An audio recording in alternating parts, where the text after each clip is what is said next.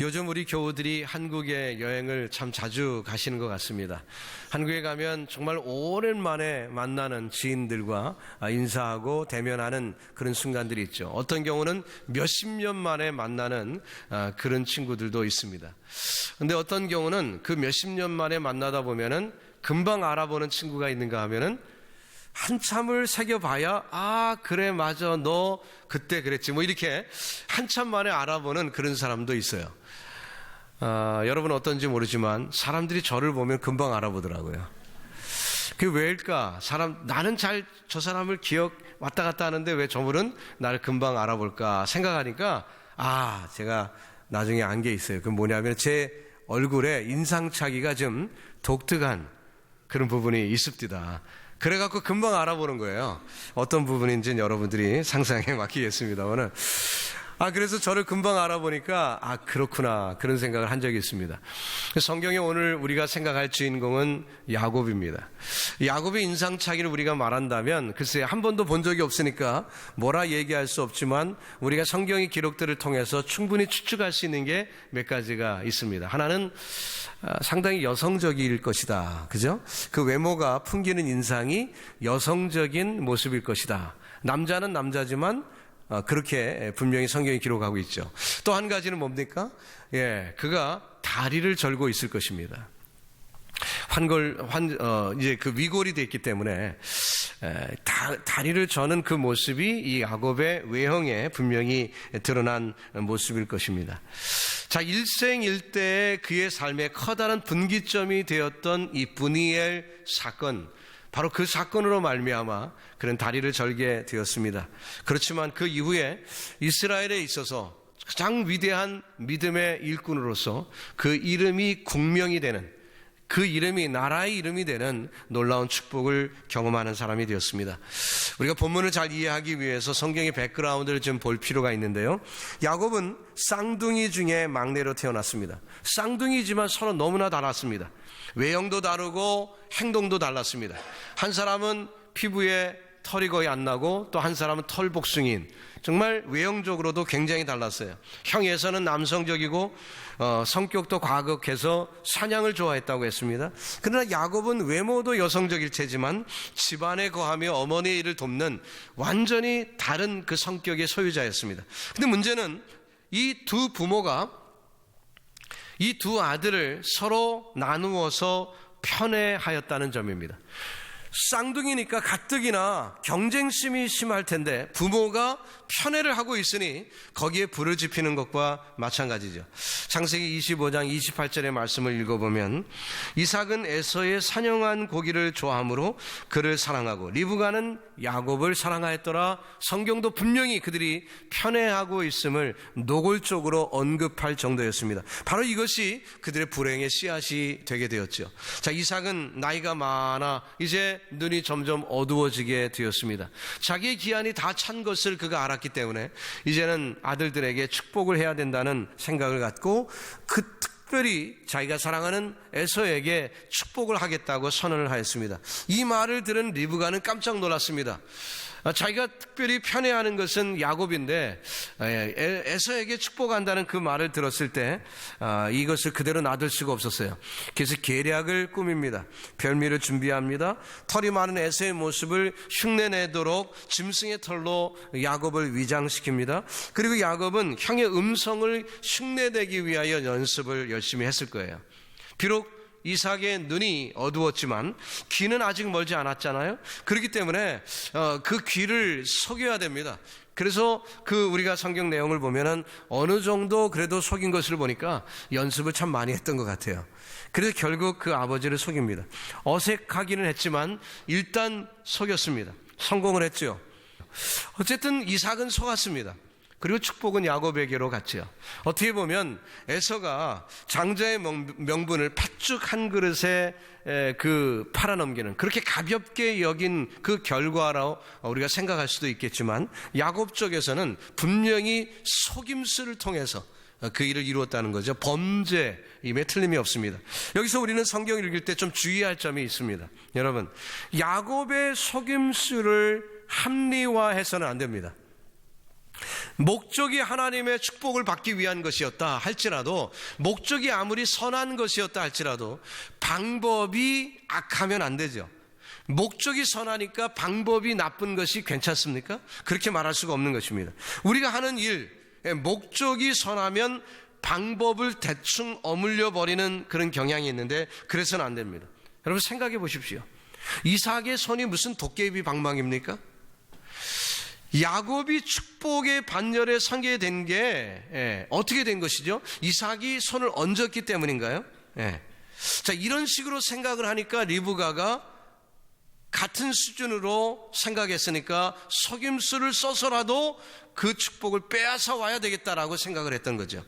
이삭이 축복을 해야 복을 받는다고 생각하니까 속임수를 썼던 그 형제가 원수가 되게 만들었던 그런 결과가 온 것 아닙니까? 사실상 손을 얹어야만 축복을 받습니까? 꼭 그런 것은 아니죠. 야곱이 축복을 받게 되는 반열에 서게 된 것은 이미 오래전부터 약속된 일이었습니다. 리브가 잉태하였을 때 하나님께서 계시해 주셨죠. 즉 하나님의 뜻이었다는 것입니다. 창세기 25장 23절이 분명히 그렇게 말합니다. 여호와께서 그에게 이르시되 두 국민이 내 태중에 있구나. 두 민족이 내 복중에서부터 나누이리라. 이 족속이 저 족속보다 강하겠고 큰 자는 어린 자를 섬기리라 하셨더라. 리브가가 두 아이가 태중에 있을 때 이미 하나님으로부터 계시를 받은 것입니다. 그러면 이 리브가가 이 사건을, 이 계시의 사건을 비밀리에 혼자만 알고 간직했을까요? 그랬으면 우리가 지금 알 수가 없습니다. 창세기 이 모든 말씀이 모세가 나중에 기록하기 전까지 있었던 수많은 사건들은 구전된 거예요. 구전돼서 내려온 것입니다. 전해졌다는 거죠. 그렇다는 얘기는 리브가가 그 계시를 듣고 그냥 혼자만 아는 것이 아니라 얘기를 했다는 것입니다. 먼저 이삭에게 얘기를 했겠죠. 주변 사람들에게 얘기를 했다는 것입니다. 그래서 오늘날 우리에게까지 이 말씀이 오게 된 것이죠. 언제요? 이 계시가 언제 있었다고요? 태중에 있을 때, 두 아이가 태중에 있을 때, 다시 말하면 이삭이 야곱의 머리에 손을 얹기 전에 이 계시가 있었다는 것입니다. 그렇다면 이삭이 손을 얹는 행동은 그리 중요한 것이 아니었다는 것이죠. 이미 계시는 있는 것입니다. 이미 하나님의 뜻은 정해졌습니다. 누구에게 손을 얹든지 상관없이 하나님의 뜻은 정해진 것입니다. 야곱에게 그 계보가 이어지는 것이었죠. 여러분, 저와 여러분의 인생에서도 우리가 신앙생활 할 때 분명히 우리가 이 사건을 알아야 됩니다. 교회에 많은 리추얼이 있습니다. 예식이 있어요. 그래서 예배에도 형식이 있고 우리가 뭐 성찬 예식을 한다든지 뭐 여러 가지 예식이 있습니다. 그러나 사실 그 예식보다 더 중요한 것은 의미죠. 의미. 성찬이 아무리 100만 번 참여한다 할지라도 예수 그리스도의 보혈의 의미를 모른다면 소용이 없는 거예요. 단 한 번을 성찬에 참여한다 할지라도 그 의미를 깨닫고 그 포도즙의 의미와 그 떡의 의미를 알고 그 예식에 동참해야 그 예식의 의미가 살아있는 것이죠. 우리가 하는 예식들이 아무리 많이 있다 할지라도 중요한 것은 의미인 것처럼 이삭이 누구에게 손을 얹느냐, 그것보다 더 중요했던 것은 하나님의 뜻인 것입니다. 하나님의 뜻이 누구를 향하고 있느냐, 이것이 중요한 거죠. 여러분과 저에게 하나님의 복이 임한 줄로 믿습니다. 우리에게 임한 그 복, 오늘 찬양대가 복 있는 자에 대한 찬양을 했는데 이 축복의 역사가 우리에게 임한 줄 믿고 그 믿음 가운데 하나님 앞에 서는 놀라운 역사가 저와 여러분에게 있기를 예수님의 이름으로 축원합니다. 자, 부모가 그 수준이니까 아들들도 같은 수준일 수밖에 없는 거죠. 원래부터 그 축복은 에서의 것이 아니었습니다. 그러나 에서는 뺏겼다고 생각을 했어요. 그래서 분이 가득 차서 동생을 죽이려고 했습니다. 자, 야곱은 목숨을 살리기 위해 도망을 쳐야 했습니다. 속임수로 시작했던 야곱의 인생, 그를 이스라엘로 바꾸셔야만 하는 하나님. 자, 그러기에 하나님께서는 이 광야 학교를 준비해 놓으시고 야곱을 그리로 인도하신 것이죠. 외삼촌 라반은 그의 임금을 10번이나 속였다고 성경은 기록하고 있습니다. 무슨 인플레이션이 있어서 임금을 바꾼 것이 아니었습니다. 속임수였다고 말했습니다. 속임수로 시작했던 야곱이 속아 넘어가는 그런 일들을 겪게 됩니다. 급기야는 야곱의 말년에 자식들로부터 속습니다. 어떤 일이 있었죠? 그가 가장 사랑하는 요셉이 죽었다고 속입니다. 그 속임에 넘어가게 되었어요. 어떻게 보면 자기가 한 일에 대해서 고스란히 당하고 있는 모습을 우리는 성경을 통해 확인하게 됩니다. 이것은 우리에게 주는 교훈이죠. 무엇입니까? 심는 대로 거둔다는 거예요. 심는 대로 거두는 것입니다. 예수님은 마태복음 7장 2절에서 이렇게 말합니다. 너희의 헤아리는 그 헤아림으로 너희가 헤아림을 받을 것이니라. 여러분, 저와 여러분의 마음속에 이웃을 향하여 어떤 마음을 품고 어떤 행동을 하고 있습니까? 이웃을 미워하는 사람이 있으면 그 미움이 여러분에게 올 것입니다. 여러분이 미움을 당할 거예요. 그러나 정반대로 여러분이 이웃을 사랑한다면 그 사랑이 저와 여러분에게 돌아올 것입니다. 여러분이 용서하는 마음이 있어서 누군가를 용서할 수 있다면 그 용서가 내게 돌아와서 내가 아무리 잘못을 해도 사람들로부터 용서를 받을 거예요. 심는 대로 거두는 것입니다. 여러분의 지금 생활은 어떻습니까?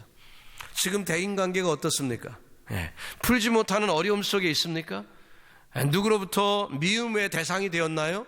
이유가 뭐지요? 내가 미움을 품고 살았기 때문인 것입니다. 여러분, 먼저 용서하십시오. 먼저 미움을 푸시고 먼저 사랑해 보십시오. 하나님께서 반드시 열매를 거둬 주실 줄로 믿습니다. 이제 광야 생활 20년을 청산하고 야곱은 고향으로 돌아갈 결심을 했습니다. 그저 몇 날 동안 피해 있을 계획이었지만 20여 년이 지났습니다. 의지하던 외삼촌, 그 외삼촌 서로 원수가 되는 그런 환경이 되었고 이제 야곱의 남은 선택은 고향으로 돌아가는 것밖에 없었어요. 고향으로 돌아가는 그의 마음은 그리 편하지 않습니다. 재물도 넉넉해졌습니다. 식구도 많아졌습니다. 그러나 지난 20년 세월이 지났어도 이 형과의 관계가 문제였습니다. 두려움 속에 가던 야곱에게 하나님께서 은혜를 베푸십니다. 창세기 32장 1절에 보니까 야곱이 그 길을 진행하더니 하나님의 사자들이 그를 만난지라 야곱이 그들을 볼 때 이르기를 이는 하나님의 군대라 하고 그 땅 이름을 마하나임이라 하였더라. 하나님은 군대를 보내서 이 야곱의 일행을 지켜주시는 그 모습을 보여주신 것이죠. 하나님께서 야곱을 보살피고 있다는 것을 확신시켜 주신 것입니다. 여러분, 저와 여러분의 인생도 마찬가지입니다. 우리가 때로 힘들고 어려워도 하나님은 우리와 함께 군대를 동원하시고 우리를 지켜주심을 믿으시기 바랍니다. 우리가 혼자가 아니에요. 우리가 외톨이가 아닙니다. 주님이 우리를 함께 하시고 임마누엘의 약속은 계속되는 줄로 믿습니다. 자, 그러나 그 환상도 잠깐이었습니다. 야곱에게 온 정보는 너무나도 심각한 것이었습니다. 야곱은 가장 관심이 형이었어요. 형이 어떻게 나를 대할까? 정탐꾼을 보내 형 에서의 그 환경을 보라고 했습니다. 그리고 에서를 만나걸랑 이렇게 얘기하라고 얘기를 했지요. 그래서 에서를 위하여 많은 선물을 지금 예비하고 가는 중이라고 그렇게 해서 형 에서의 마음 환심을 사려고 했습니다. 근데 이렇게 먼저 정탐꾼을 보냈던 그 야곱이 그 돌아온 정탐꾼을 통해서 급보를 듣습니다. 6절이죠. 사자들이 야곱에게 돌아와 가로되 우리의 주인의 형 에서에게 이른즉 그가 400인을 거느리고 주인을 만나려고 오더이다. 이런 이야기를 듣습니다. 자, 동생 만나러 오는 사람이 웬 400명씩 거느리고 올 필요가 있습니까? 여러분, 공항에 누구를 마중 나가면은 주로 마중 나가는 사람은 어떤 사람이죠? 일가 친척이죠. 관심 있는 사람, 일가 친척이 주로 마중 나갑니다. 근데 웬 400명입니까? 에서가 지금 야곱을 만나려 왔다면 그저 한 10여 명, 일가 친척 뭐 이렇게 가면 되는 거죠. 그런데 웬 400명입니까? 이건 일가 친척이 아니죠. 뭐죠? 군대죠, 군대. 군사를 이끌고 에서가 오고 있는 것입니다. 야곱이 바보가 아니죠. 400명을 거느리고 옵디다. 아이고, 군대를 거느리고 나를 죽이려 하는구나. 두려움에 빠지게 되었습니다.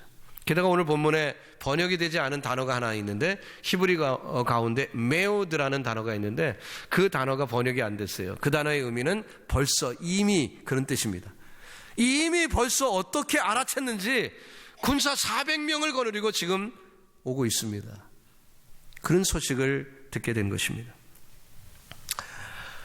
에서는 야곱의 동태를 살피고 있었던 것입니다. 야곱은 외삼촌 라반의 낯을 피하여 도망하듯이 나왔기 때문에 들키지 않고 처음에 나올 수 있었어요. 그런데 멀리 떨어져 있는 에서는 동생이 야곱이 오고 있는 것을 벌써 알고 있었습니다. 동태를 살피고 있었다는 얘기죠. 왜요? 왜 에서가 야곱의 동태를 살피고 있었을까요? 그리고 군대 400명을 거느리고 오고 있었을까요? 관계에 문제가 있는 거죠. 원수 사이라는 것입니다. 같이 살고 있었던 외삼촌의 낯을 피해 속임수로 속이고 탈출할 수도 있었지만, 그러나 에서는 어떻게 알았는지 400명의 군사를 거느리고 옵니다. 자, 이 말을 들은 야곱은 두려움에 빠질 수밖에 없었습니다. 그래서 7절에 야곱이 심히 두렵고 답답하여 자기와 함께한 종자와 양과 소와 약대를 두 떼로 나누었다. 그렇게 기록하고 있습니다. 두려웠어요. 조금 전에 하나님께서는 야곱에게 마하나임의 축복을 주셨습니다. 군대로 그와 함께함을 보여주셨습니다. 그러나 그 환상은 잠깐이요, 지금 야곱은 두려움에 빠져 있었습니다. 심히 곤고하게 되었습니다. 그래서 두 떼를 나누어서 인간적인 방법을 동원합니다. 형의 환심을 사기 위하여 수많은 약대와 또 소와 그 모든 것을 예물로 드린다 하면서 먼저 선물을 앞서 보내게 됩니다. 이것만 가지고는 안심이 안 돼요.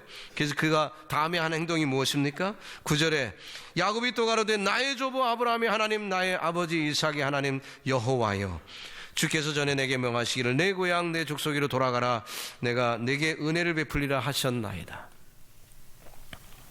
우리식으로 얘기하면 야곱은 기도하고 있는 것입니다. 근데 기도를 할 때 그냥 기도한 게 아니라 말씀을, 약속을, 언약을 붙들고 기도하고 있습니다. 하나님이 내게 이렇게 말씀하셨지 않습니까? 그 말씀을 붙들고 하나님 앞에 기도하러 나아가고 있습니다. 인간의 방법으로 계획을 세웠지만 그것 갖고 되지 않았음을 그가 알았습니다. 이것 갖고 모자라다는 것을 알았습니다. 많은 소와 약대들을 선물로 보냈고, 그래서 그 형의 환심을 사려 했지만 그것만 가지고 되지 않을 줄 알았기 때문에 그는 지금 하나님께 기도하고 있습니다. 말씀을 붙들고 기도하고 있습니다. 아무리 약한 순간이라 할지라도 기도할 수 있는 사람은 소망이 있는 줄로 믿습니다. 여러분과 제가 아무리 연약하고 부족하다 할지라도 기도할 수 있다면, 말씀을 붙들고 기도할 수 있다면 그에게는 소망이 있는 것입니다. 자신의 무력감을 깨달은 야곱은 겸손히 하나님께 무릎을 꿇었습니다. 10절과 11절입니다. 나는 주께서 주의 종에게 베푸신 모든 은총과 모든 진리를 조금이라도 감당할 수 없사오나 내가 내 지팡이만 가지고 이 요단을 건넜더니 지금은 두 때나 이루었나이다. 내가 주께 간구하오니 내 형의 손에서, 에서의 손에서 나를 건져내시옵소서. 내가 그를 두려워함은 그가 와서 나와 내 처자들을 칠까 겁냄이니이다. 솔직히 간구하고 있습니다. 납작 엎드린 야곱의 모습이죠. 가식을 찾아볼 수가 없습니다. 하나님께서는, 하나님 앞에는 속일 수 없다는 것을 알고 있습니다. 그는 낮아졌습니다. 살려주세요 하나님. 에서가 나를 죽이려고 찾아오고 있습니다. 하나님 제발 살려주세요. 그의 고백은 철저히 낮아진 고백이었어요. 그 다음날 그는 형을 위한 예물을 야복강 건너로 먼저 보냅니다. 그리고 자신의 종자들과 그 재산을 그 다음에 보냅니다. 마지막으로 가족을 보내고 이제는 강 건너편에 혼자 남게 됩니다. 텀벙 발을 딛고 가야 했지만 갈 수가 없어요. 망설이고 있습니다. 결국 야곱은 혼자 남았습니다. 바로 주님은 그 순간을 기다렸던 거죠. 그가 혼자 남는 그 순간을 기다린 것입니다. 여러분, 우리도 곤고한 순간 나만 혼자다, 나밖에 나를 이해할 수 있는 사람은 아무도 없다, 그런 생각이 들 때가 있지 않습니까? 바로 그때가 하나님과 진솔한 대화를 나눌 순간인 줄로 믿습니다. 체면, 지위, 직분 다 내려놓습니다. 하나님 앞에는 쓸데없죠. 주님과 1대1의 대화를 할 수 있는 순간, 수많은 사람들과 우리가 섞여 있어도 결국 우리는 하나님과 1대1의 만남이 필요합니다. 주님과 이렇게 1대1의 만남, 그 속에서 어떤 가장도 없고 가식도 없고 감춘 것도 없는 순수한 그 모습에서 하나님과 대화할 때 비로소 주의 음성을 들을 수가 있습니다. 이렇게 혼자밖에 남지 않았는데 어둠을 뚫고 갑자기 부스럭 소리가 나는 거예요. 깜짝 놀라 살펴보니까 잔뜩 긴장했던 그가 보니까 장정이 그에게 와서 씨름을 하는 것입니다. 이 씨름은 단순한 민속 경기의 우리 한국 씨름이 아닙니다. 올림픽 경기에 나오는 레슬링 그런 것이 아닙니다. 이것은 지금 생사를 건 싸움이었습니다. 거의 밤이 지새도록 야곱은 떨어지지 않고 악착같이 싸웠습니다. 자, 이때 야곱의 심경을 한번 생각해 봅시다. 형의 환심을 사기 위해서 갖가지 방법을 총동원했습니다. 그리고 이제 혼자 남아 있습니다. 밤이 어둡습니다. 순간 어떤 정체불명의 남정네가 찾아와서 자기를 공격합니다. 영락없이 자객이라고 생각하는 거죠. 자객. 자기를 죽이려고 온 사람이라고 생각했겠죠. 야곱은 필사적으로 노력을 합니다. 하나님의 사자는 날이 새려하자 그의 환도뼈를 칩니다. 좀 더 일찍 칠 수도 있었겠죠. 그러나 야곱이 완전히 기진할 때까지 기다렸다가 그의 환도뼈를 쳤습니다. 쓰러진 야곱, 무슨 생각을 할까요? 만약에 저와 여러분이 그 순간에 있었다면 무슨 생각을 할까요? 이젠 죽었구나. 이젠 끝장이다. 그런 생각 아니겠어요? 그때 난데없이 하나님의 사자가 그에게 질문합니다. 내 이름이 무엇이냐? 자, 이 장면을 한번 생각해 보십시오. 고개 숙인 야곱 탈진해 있습니다. 지쳐 있습니다. 환도뼈는 위골이 되었습니다. 패배자 야곱, 이제 죽음만을 기다리고 있는 그가 질문을 받습니다. 내 이름이 무엇이냐? 성경에는 그냥 쭉 기록이 되어 있으니까 바로 야곱입니다 이렇게 나왔지만 제가 그 당시 상황을 이렇게 추측해 보는데 금방 대답 못했을 것 같아요. 내 이름이 무엇이냐? 아니, 이 사람이 나를 당장 죽여야 되는데 갑자기 이름을 물어봅니다. 에? 이름? 자기 이름이 뭐죠? 야곱. 선뜻 대답을 못했을 것 같아요. 고개 숙인 그의 모습 가운데 대답하기 이전에 자기 이름을 먼저 생각을 해봅니다. 야곱. 속임수로 살았던, 남을 기만하며 살았던 사기꾼, 약삭빠른 인간적인 방법을 먼저 동원하는 야곱. 하나님께 의지하기보다는 사람의 방법을 먼저 생각하는 야곱. 패배자, 이제는 죽을 수밖에 없는 야곱. 스스로 자책하는 그 모습을 우리가 상상해 볼 수가 있습니다. 그에게 과거의 일생을 돌아봤을 것입니다. 죽음 직전에 자기의 모습이기 때문에 하나님과 싸우고 하나님을 피해 도망하던 자기의 모습을 생각했을 것입니다. 그러나 이제는 철저히 패배했습니다. 쓰러져 있습니다. 처량하기 그지없어요. 내 이름이 무엇이냐? 여러분이 혹시 실패하였을 때 주님은 저와 여러분에게 물을 것입니다. 내 이름이 무엇이냐? 여러분의 대답은 무엇입니까? 주님, 저는 야곱입니다. 저는 패배자입니다. 거짓과 가식으로 살던 망난이고요. 인간의 실수와 방법으로만 살려고 했던 실패자였습니다. 이렇게 고백할 때 주님이 뭐라고 하시죠? 그 순간에 바로 그런 고백이 있을 때 주님이 저와 여러분의 이름을 바꿔주십니다. 아니다, 이제는 내 이름 패배자 야곱이 아니라 승리자 이스라엘이라 하리라. 그 전날까지 야곱은 위기 가운데 죽음에 직면한 자로서 쩔쩔매고 있습니다. 전전긍긍하고 있었습니다. 선물을 먼저 보냅니다. 가족들을 먼저 보냅니다. 자, 그러면서 야곱의 그 불안에 떨던 모습을 하루 전에 그 모두 다 기억하고 있었습니다. 그러나 딱 하루 지난 지금 야곱의 얼굴은 완전히 뒤바뀌어 있습니다. 형에서와의 문제도 해결이 됩니다. 창세기 33장 10절에 드디어 그 형 에서와 만나는 장면을 성경이 기록하면서 야곱이 형을 만나자마자 뭐라고 얘기합니까? 형님의 얼굴을 뵈온즉 하나님의 얼굴을 본 것 같습니다. 하나님의 얼굴, 브니엘이라는 단어의 의미는 하나님의 얼굴이란 뜻입니다. 그 브니엘, 하나님의 얼굴을 대면한 야곱의 그 축복을 받은 야곱의 경험이 이제 그 축복으로 형을 축복하는, 하나님의 얼굴이라고 축복하는 그 모습으로 변하게 되었어요. 하나님의 얼굴을 대면하고 살아있는 사람은 아무도 없습니다. 하나님의 얼굴을 대면하면 모두가 죽죠. 그렇지만 그 약복강 나루토에서의 이 하나님의 사자와고의 경험은 야곱으로서는 하나님의 얼굴을 대면한 것 같은 그런 축복을 경험하게 된 것입니다. 바로 이 브니엘의 축복이 오늘 이 시간 저와 여러분에게 있기를 예수님의 이름으로 축원합니다. 물론 야곱의 앞에는 아직도 해결되지 못한 문제들이 남아 있습니다. 하지만 이 하나님과의 만남이 환난의 어떤 그 종식을 말한다기보다는 이제 하나님과의 만남이 영적으로 그 길을 여는 그 축복의 계기가 된 것이고, 야곱의 차원을 새롭게 높여주는, 이스라엘로 변화시켜주는 놀라운 축복의 계기가 된 것입니다. 야곱은 하나님을 만났습니다. 인생의 목적이 바뀐 것입니다. 여러분, 이 시간 기다리시는, 저와 여러분을 기다리시는 하나님, 우리 모두 만나는 축복이 있기를 주 예수님의 이름으로 축원합니다. 여러분 앞에 어떤 두려움이 있습니까? 해결되지 못한 난제가 있나요? Cry out to the Lord. 주님 앞에 부르짖으십시오. 말씀을 의지하고, 약속을 의지하고, 언약을 의지하고 하나님 앞에 기도하여 보십시오.